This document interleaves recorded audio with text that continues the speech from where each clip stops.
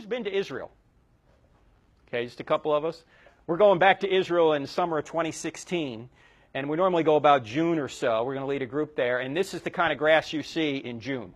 Okay, the weather's very similar to Southern California, maybe a little hotter than Southern California, but in terms of the rain cycle, it rains pretty much. They get most of their rain in November. December's their wettest month, then a little bit in January. It really starts drying out. By the time April rolls around, they don't get rain for most of the summer. So they go April, May, June, July, August, September, October, like no rain. So, you know, if you get too much past the spring, this is what you're going to get. But Mark creates a puzzle about this, or leaves a puzzle. Jesus said to them, come away. This is all the context of the feeding of the 5,000. He says, come away by yourselves to a desolate place and rest a while. So you got to get to a desolate place before he's going to feed them. And he says, for many were coming and going, and they had no leisure even to eat. Then he commanded them all to sit down in groups on the green grass. That's kind of a extra little detail. Why would you say that? Why would you just say grass? Sit down on the grass. No, it says green grass. Well, here is the puzzle in this one. Grass in Galilee is rarely green. Okay? Maybe early on in the spring it is, but then after that, it's not. It looks like that. So where do we get some resolution here? You get some resolution by going to John, because John says that this happened at the Passover. When does the Passover occur? It occurs in the spring. In other words, the week just before and after the growing season in Palestine is when this occurred, hence the green grass. Also during Passover, the roads would be clogged with people. That's why he says, let's get to a desolate place.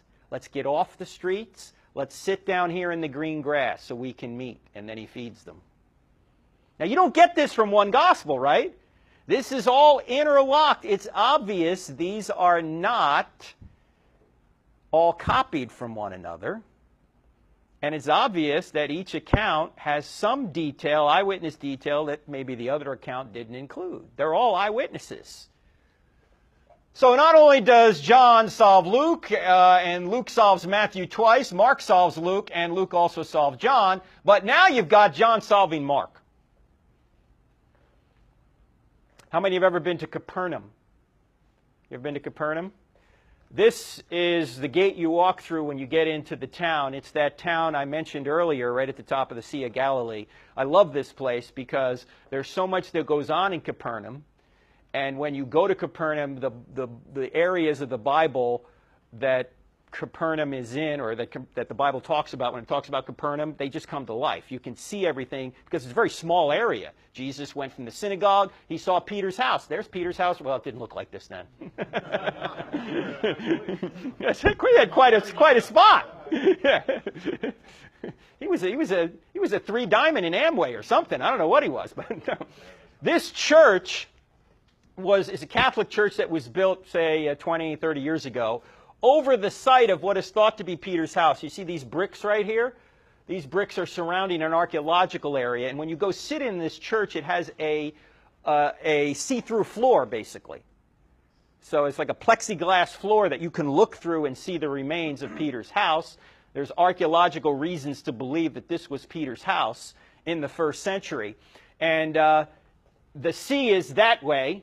So if you walked through under the house and kept going, you'd wind up in the sea. You're right there on the shore. And if you go to the left over here, you'll see a synagogue, the remains of a synagogue. We'll get to that here in a minute.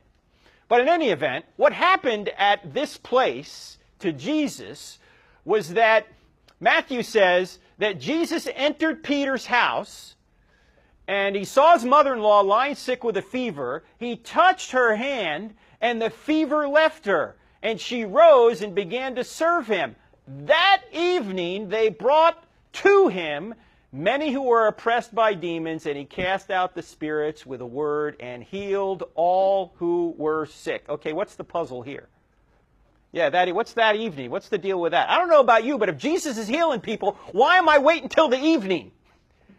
He may leave, right? If he does this during the day, and then I wait like 5 hours till evening comes, he may be gone. I'm going over there now if I'm sick, right? unless it's the Sabbath. But Matthew doesn't tell us it's the Sabbath. Who tells us it's the Sabbath? Mark solves Matthew. On the Sabbath, he entered the synagogue and was teaching, and immediately he left the synagogue and entered the house of Simon and Andrew with James and John. Now Simon's mother-in-law, ill with a fever. That evening at sundown, they brought to him all who were sick or oppressed by demons. Now you've got another account giving you more information that solves the puzzle in the first account. In fact, not only does John affirm Luke, and Luke affirm John, and Luke affirms Matthew twice, Mark affirms Luke, and John affirms Mark. Now you got Mark solving Matthew. You can see how this is going. We're getting quite a network here of interlocking evidence.